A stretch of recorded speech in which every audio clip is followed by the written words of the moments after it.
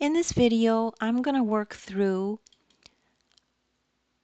what some of these different graphs are. So this problem is going to ask you to figure out which graph is the best one to use for this situation.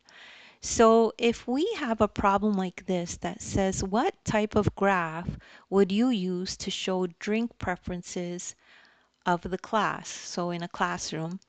So 1/6 like Diet Cola, 1/4 like iced tea, 1/6 like root beer, 1/12 like cola, 1/4 like lemonade, and 1/12 like fruit punch.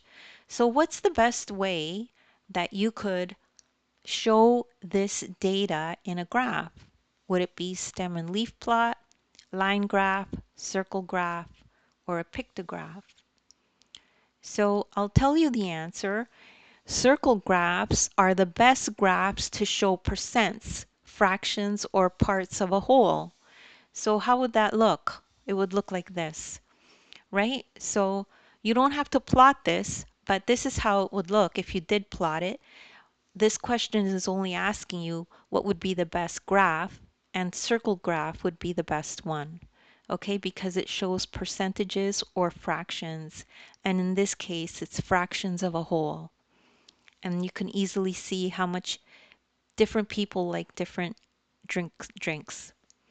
Okay, so that's the end of that, and if you don't understand it, just rewatch the video.